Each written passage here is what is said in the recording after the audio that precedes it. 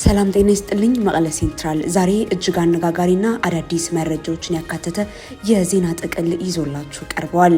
በዛሬው እትማችን ታዋቂው የፈረንሳይ ጋዜጣ ስለ ሌተናል ጀነራል ታደሰ ወረደ እገታ ያወጣውን ሪፖርት አስመልክቶ መቀለ ሴንትራል በቀጥታ ከጊዜያዊ አስተዳደሩ ፕሬዝዳንት ያገኘውን ልዩና ይፋዊ ምላሽ ይዘናል።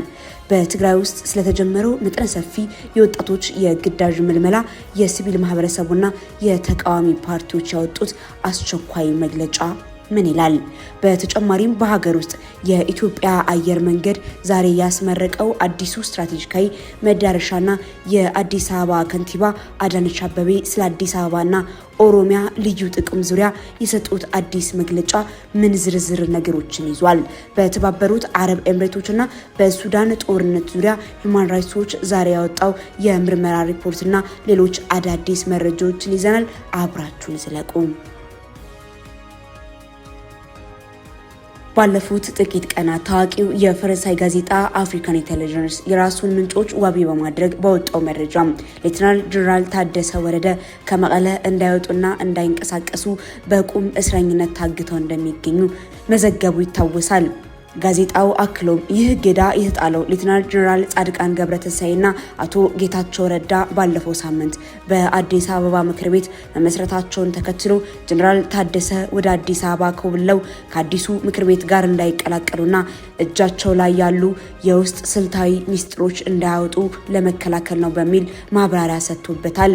ይህ ዜና በአሁኑ ሰዓት በትግራይ ፖለቲካ ውስጥ ትልቅ መነጋገሪያ አጀንዳ ሆኖ ቀጥሏል። ይህንን ጉዳይና የተናፈሱትን ወሬዎች በተመለከተ መቀለ ሴንትራል እውነታውን በቀጥታ ከምንጩ ለማጣራት ጥረት አድርጓል። በዚህም መሰረት መቀለ ሴንትራል በቀጥታ ከጊዜያዊ አስተዳደሩ ፕሬዝዳንት ጋር ለመነጋገር የቻለ ሲሆን ፕሬዝዳንቱም ወቅታዊ ሁኔታ አጭር ማብራሪያ ሰጥቷል። ፕሬዝዳንቱ ለመቀለ ሴንትራል በሰጡት ይፋዊ ቃል በአሁኑ ሰዓት ደህና መሆናቸውን በይፋ አረጋግጠውልናል። ሆኖም ግን ፕሬዝዳንቱ ስለተባለው እገታም ሆነ ከአደባባይ መጥፋት በስተጀርባ ስላሉት ምክንያቶች ሰፊ ማብራሪያና ዝርዝር መረጃዎችን ከመስጠት ሙሉ በሙሉ ተቆጥበዋል። ይህ የፕሬዝዳንቱ አጭር ምላሽ ጀነራሉ ደህንነታቸው የተጠበቀ መሆኑን ቢያሳይም ስለ ጉዳዩ ዝርዝር ነገሮችን ከመናገር መቆጠባቸው ግን በትግራይ ፖለቲካ ዙሪያ ያሉ ጥያቄዎችም አሁንም እንዳልረገቡ እንዲቀጥሉ አድርጓል። መቀለ ሴንትራል ጉዳዩን በቅርበት መከታተሉን ይቀጥላል። በትግራይ ክልል ውስጥ እጅግ አሳሳቢና ህዝቡን ለአጠቃላይ ጭንቀት የዳረገ መጠነ ሰፊ የወጣቶችና የነባር ወታደሮች የግዳጅ ወታደራዊ ምልመላ እየተካሄደ መሆኑን የሚገልጹ መረጃዎች በስፋት እየወጡ ነው። ድርጊቱን በመቃወም የሰብአዊ መብት ተሟጋች ድርጅቶችና የክልሉ ዋና ዋና ተቃዋሚ የፖለቲካ ፓርቲዎች ዛሬ ግንቦት 19 ቀን 2018 ዓ.ም የአስቸኳይ ጊዜ መግለጫዎችንና ክፍት ደብዳቤዎችን አውጥቷል። የመጀመሪያውን ጥቆማ ይፋ ያደረገው ቅድሚያ ለሰብአዊ መብቶች ሂውማን ራይትስ ዎች ፈረስት የተባለው የሰብአዊ መብት ተሟጋች ድርጅት ነው። ድርጅቱ ባወጣው አስቸኳይ መግለጫ በትግራይ ክልል ወጣቶች በግዳጅ ምልመላ እየተደረገ እንደሆነ ብዛት ያላቸው ጥቆማዎች እየደረሱ ነው ብለዋል። ድርጅቱ በአሁኑ ሰዓት የዚህን የግዳጅ ምልመላ በተመለከተ ከተለያዩ የትግራይ አካባቢዎች ማስረጃዎችን እያሰባሰበ እንደሚገኝና የአጠቃላይ የምርመራ ውጤቱን በቅርቡ ለዓለም አቀፍ ማህበረሰብ ይፋ እንደሚያደርግ አስታውቋል። በተመሳሳይ ሰዓት የትግራይ ነጻነት ፓርቲ ለመንግስታቱ ድርጅት የጸጥታው ምክር ቤት ለአፍሪካ ህብረትና ለዓለም አቀፉ የሰብአዊ መብት ድርጅቶች በላከው ክፍት ደብዳቤ የጉዳዩን አሳሳቢነት ይፋ አድርጓል።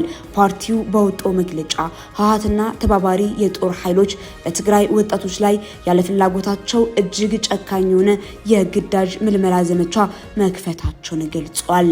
የታጠቁ ኃይሎች ከቤት ወደ ቤት እየዞሩ ወጣቶችን እየለቀሙ መሆናቸውን ልጆቻቸው አሳልፈው አንሰጥም ያሉ ወይም ልጆቻቸው የት እንዳሉ ማወቅ ያልቻሉ ወላጆች ደግሞ በህገወጥ መልኩ እየታሰሩና እየተንገላቱ እንደሚገኝ በመሬት አስታውቋል።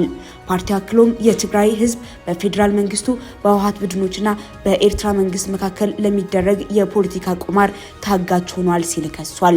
አሁንም የክልሉ ግማሽ አካል በኤርትራና በሌሎች ታጣቂዎች እጅ መሆኑን የባንክና የነዳጅ እገዳው አለመነሳቱን በመጥቀስ ዓለም አቀፉ ማህበረሰብ ዝምታውን ሰብሮ ይህንን የወጣቶች የግዳጅ እገታ በአስቸኳይ እንዲያስቆም ጥሪ አቅርበዋል።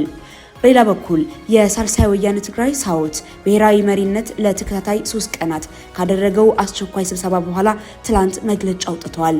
ሳልሳይ ወያነ ትግራይ በትግራይ ሰማይ ስር የጦርነት ደመና ከመቼውም ጊዜ በላይ እያንዣበበ መሆኑንና ክልሉ የጎረቤትና የውስጥ እርስ በርስ ጦርነት አውድማ የመሆን ከፍተኛ አደጋ እንደተጋረጠበት አስጠንቅቋል። ፓርቲው በወጣው መግለጫ ህወሓት የፖለቲካና የህግ ቅቡልነት ሳይኖረው በጉልበት ስልጣን መያዙንና አዲስ መንግስት ማቋቋሙን ሳልሳይ ወያነ ትግራይ በፍጹም እውቅና እንደማይሰጠው በይፋ አውጇል። ከዚህ ጋር ተያይዞም የኃይል በትግራይ የተለያዩ አካባቢዎች የተጀመረው የወጣቶች የግዳጅ ምልመላ በአስቸኳይ እንዲያቆም በጥብቅ አሳስቧል። ይህ ተግባር ህዝቡን ለከፍተኛ ጭንቀት የዳረገ በመሆኑ የትግራይ ወጣቶች ድርጊቱን በጋራ እንዲኮንኑና ከሳልሳይ ወያነ ጎን ቆመው ፖለቲካዊ ትግላቸውን እንዲያጠናክሩ ጥሪ አቅርቧል። የኢትዮጵያ አየር መንገድ 24ኛ የሀገር ውስጥ መዳረሻ የሆነውን የነገሌ ቦረና ገዳ አውሮፕላን ማረፊያን ዛሬ በይፋ አስመርቋል። ይህ አዲስ የተገነባው አውሮፕላን ማረፊያ የአየር መንገዱን ዘመናዊ ቦይንግ 737 ማክስ የረዥም ርቀት አውሮፕላኖችን ጭምር ማስተናገድ የሚችል ከፍተኛ አቅም እንዳለው ታውቋል። አውሮፕላን ማረፊያው በሳምንት 3 መደበኛ በረራዎችን እንደሚያስተናግድም ተገልጿል። ይህንን የአቪዬሽን ፕሮጀክት መርቀው የከፈቱት ጠቅላይ ሚኒስትር አብይ አህመድ ሲሆኑ ጠቅላይ ሚኒስትሩ በምረቃው ማግስት በማህበራዊ ትስስር ገጻቸው ላይ ባሰፈሩት መልእክት መንግስት የሚገነባው እያንዳንዱ አዲስ አውሮፕላን ማረፊያ በሀገሪቱ ከተሞች መካከል ያለውን ርቀት በማጥበብ ጠንካራ ትስስር እንደሚፈጥር ገልጿል። አክለውም ፕሮጀክቱ የክልሎችን ኢኮኖሚያዊ አቅም እንደሚያነቃቃና ህዝቡን እርስ በርስ ይበልጥ እንደሚያቀራርብ እምነታቸውን ገልጿል። ይህ አዲስ መዳረሻ በተለይ ለደቡብ የሀገሪቱ ክፍሎች አዲስ የንግድና የቱሪዝም መነቃቃት ይዞ ይመጣል ተብሎም ይጠበቃል። የአዲስ አበባ ከተማ አስተዳደር ከንቲባ አዳነች አቤቤ የኦሮሚያ ክልል ከአዲስ አበባ ከተማ ማግኘት ስላለበት ህገ መንግስታዊ ልዩ ጥቅም ወይም ስፔሻል ኢንተረስት ዙሪያ በግልጽ ውይይት መጀመሩን አስታውቋል። ከንቲባዋ ከቢቢሲ ጋር በአፋን ኦሮሞ ቋንቋ ባደረጉት ልዩ ቃለ ምልልስ ከዚህ ቀደም ክልሉ ከዋና ከተማዋ ማግኘት ስላለበት ልዩ ጥቅም በግልጽ የተቀመጠና የተተገበረ ነገር እንዳልነበረ ጠቅሰው አሁን ላይ ግን በጉዳዩ ዙሪያ ሰፊ ውይይቶች እየተደረጉ መሆኑን ገልጿል። ሆኖም ይህ የተጀመረው ውይይት በአዲስ አበባ ከተማ አስተዳደር ውስጥ በኦሮሚያ ክልል መንግስት ደረጃ ወይም በአስተዳደሩና በክልሉ መንግስት መካከል በጋራ እየተካሄደ ይሁን አይሁን በቃለ ምልልሱ ላይ በግልጽ አላብራሩም። ከንቲባዋ አዳነች አቤቤ አክለውም አዲስ አበባ ከህግ አግባብ ውጪ በዙሪያ ወዳሉ የኦሮሚያ ልዩ ዞን አካባቢዎች በነሲብ እንዳትስፋፋ ጥብቅ ወሰን እንደተበጀላትም ጠቁሟል። ከዚህ በተጨማሪም ከተማ አስተዳደሩ በአሁኑ ሰዓት በአዲስ አበባ ትምህርት ቤቶች በሚያካሂደው የተማሪዎች ምገባ መርሃ ግብር በክልሉና በከተማዋ አዋሳኝ ወሰኖች ላይ የሚገኙ የኦሮሚያ ክልል ተማሪዎችን ጭምር በማቀፍ የነዚህን አዋሳኝ አካባቢ ተማሪዎች የምገባ ወጪ ሙሉ በሙሉ የአዲስ አበባ ከተማ አስተዳደር እየሸፈነ መሆኑን ከንቲባዋ በተጨባጭ ማሳያነት ጠቅሷል። ይህ የከንቲባዋ መግለጫ በዋና ከተማ አዲስ አበባና በኦሮሚያ ክልል የወደፊት የፖለቲካና የኢኮኖሚ ትስስር ዙሪያ አዳዲስ አቅጣጫዎችን የሚያመነጭ መሆኑን ተነግሮለታል። ዓለም አቀፉ የሰብአዊ መብት ተሟጋች ድርጅት ሁማን ራይትስ ዎች ባወጣው እጅግ አስደንጋጭ የምርመራ ሪፖርት የኮሎምቢያ ተዋጊ ቅጥረኞች በሱዳን እየተካሄደ ባለው የእርስ በርስ ጦርነት ውስጥ ለፈጥኖ ደራሽ ኃይል እንዲዋጉ የተቀጠሩት በተባበሩት አረብ ኤምሬቶች መንግስት መሆኑን በይፋ አጋልጧል። ድርጅቱ ባደረገው ጥልቅ ምርመራ እነዚህ ኮሎምቢያውያን ቅጥረኞች ወደ ሱዳን የጦር ግንባር ከመግባታቸው በፊት በተባበሩት አረብ ኤምሬቶች ወታደራዊ ጦር ሰፈሮች ውስጥ አልፈው ከፍተኛ ወታደራዊ ስልጠና መውሰዳቸውንም በተጨባጭ ማረጋገጡን ገልጿል። ይህንን ዓለም አቀፍ የቅጥረኛ ተዋጊዎች መረብ በመቅጠርና በማሰማራት ሂደት ላይ በቀጥታ የተሳተፈው ከኤምሬቶች መንግስት ጋር የጠበቀ ትስስርና ግንኙነት ያለው ግሎባል ሴኩሪቲ ሰርቪስ ግሩፕ የተባለ የግል የጸጥታ ኩባንያ መሆኑን ሪፖርቱ በስም ጠቅሶ ይፋ አድርጓል። ሁማን ራይትስ ዎች የጉዳዩን አደገኝነት በመግለጽ የዓለም ሀገራት የተባበሩት አረብ ኤምሬቶች በዚህ ህገወጥ የቅጥረኞች ምልመላ ላይ በተሳተፉ ግለሰቦችና ተቋማት ላይ ጠንካራ ማዕቀብ እንዲጣል የሚያስችል ዓለም አቀፍ ምርመራ እንዲጀመር ግፊት እንዲያደርጉ በጥብቅ ጠይቀዋል። ድርጅቱ አክሎ ማናቸውም ሀገራት ከኤምሬቶች ጋር ያላቸውን ወታደራዊ ትብብር በአስቸኳይ እንዲያቆምና ለሀገሪቱ የጦር መሳሪያ መሸጥ እንዲያቋርጡ ጥሪ አቅርበዋል። በተለይም የአውሮፓ ህብረት አባል ሀገራት የተባበሩት አረብ ኤምሬቶች ለሱዳኑ ፈጥኖ ደራሽ ኃይል የምታደርገውን ማንኛውንም አይነት ድጋፍ እንድታቆም በኤምሬቶች ባለስልጣናት ላይ ዲፕሎማሲያዊና ኢኮኖሚያዊ ግፊት እንዲያደርጉ ሂውማን ራይትስ ዎች በአስቸኳይ ጥሪው ላይ አሳስቧል።